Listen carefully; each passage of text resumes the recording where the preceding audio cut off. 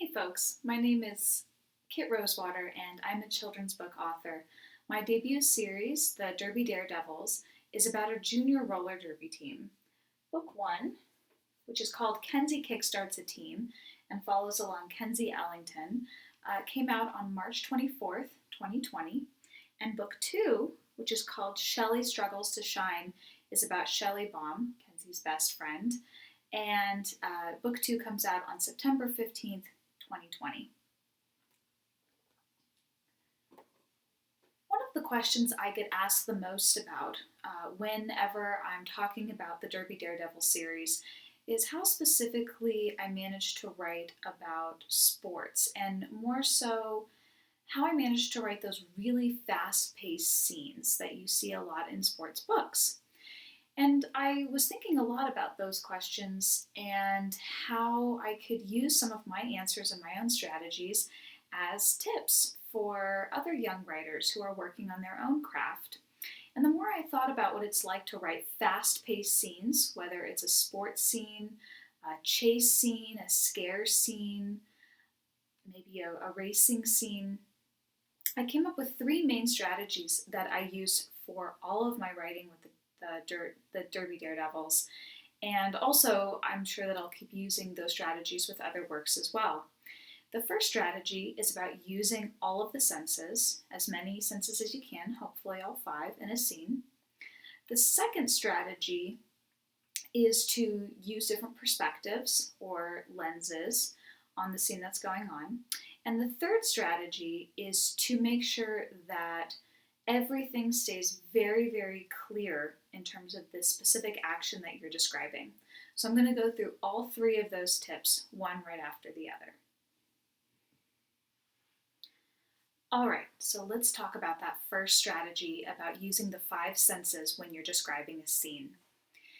Typically, when we think of fast scenes, maybe in movies or maybe experiences from our own lives, the first sense that we usually think of is sight.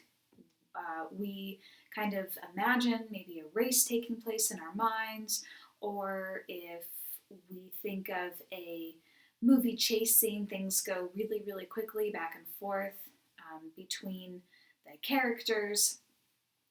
But when we're writing, if we just rely on sight alone, it doesn't actually give us a lot of content to work with on the page.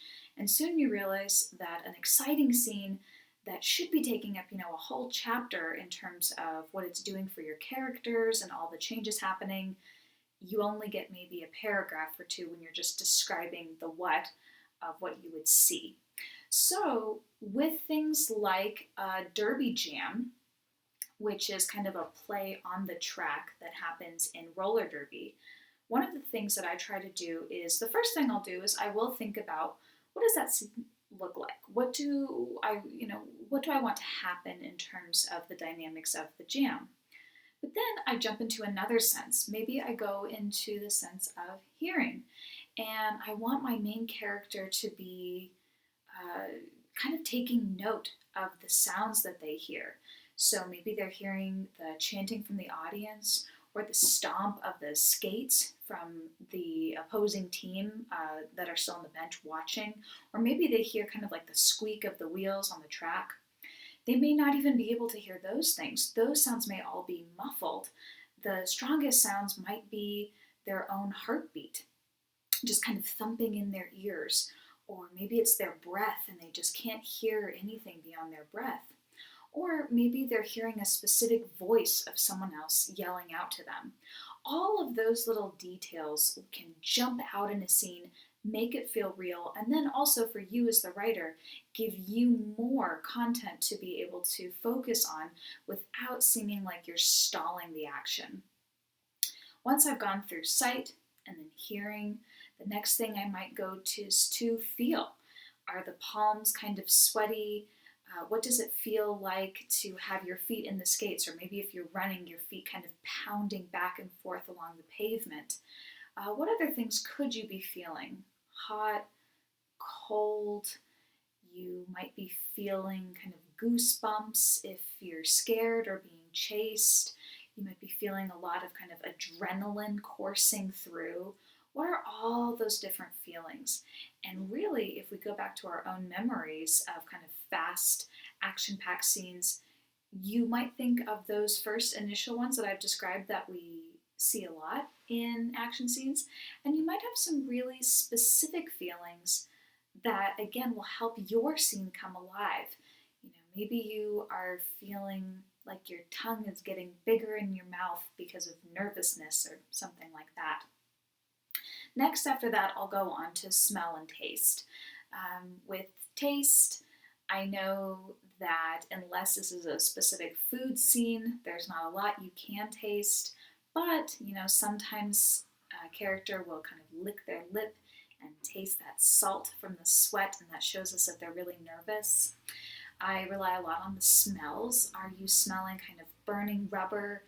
Are you smelling sweat from other people? Are you smelling the kind of grass being kicked up in a soccer match?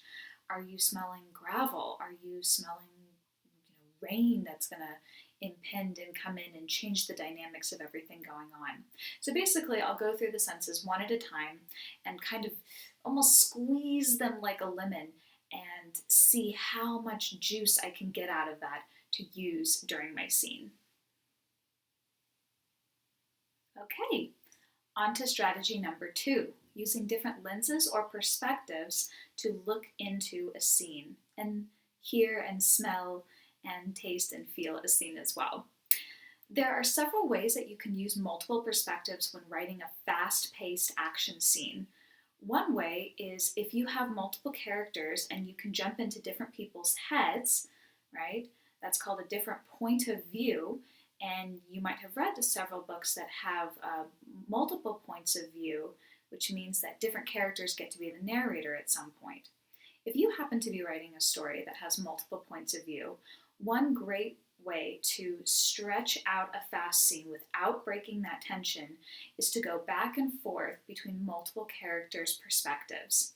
So that means if we have 2 characters who maybe one is holding a rope at the very top of a boulder, trying to help the other one up, and the other one is trying to climb up on the other side, the writer can go back and forth between those 2 characters' narrations, and we might leave on kind of a literal cliffhanger each time we switch back and forth. For the Derby Daredevils, I wasn't able to go into different characters' heads because I'm only in one character's head at a time. However, I still did try to use that same notion of seeing a scene through different perspectives. And just because I'm only giving the narration from one character, that doesn't mean that other characters' perspectives can't also come into play. They can come into play in their dialogue, in what they're saying, in how they react to a scene. So let me give you an example of this. In a derby jam, let's say that I'm in my main character of book 1. Let's say that I'm in Kenzie's head. And Kenzie she's a blocker in the pack, right? So she's thinking about a lot of things that come with being a blocker. She's thinking about all of the other blockers on the track around her. She's thinking about the jammer, who's a different derby player whose position is behind her. But she's mostly in her own spot within the pack, which is the pack of the blockers. Well, let's just say that as she's trying to figure out her place in the pack, suddenly we hear dialogue from another character, maybe someone like Bree, who's right here, and maybe we hear dialogue from Bree that gives us new information that we didn't already know about the scene. And it could be information like your laces are untied, and then suddenly we have Bree's perspective of the pack and Kenzie's skate laces flopping around, which would be really kind of dangerous on the track. She might be saying, on your left or on your right. And again, for that moment, even though we're still in Kenzie's head for the narration, whenever we get the perspective from another character, the reader can kind of shift their perspective and see things how that other character might be seeing things. And you don't just have to use people who are in the action for this. A lot of times in maybe a chase scene, you are writing about someone being chased and they pass by a little kid eating a popsicle and just kind of scares them as they go by. And for a second, that reader jumps into the kid who's eating the popsicle, into their mind and their perspective.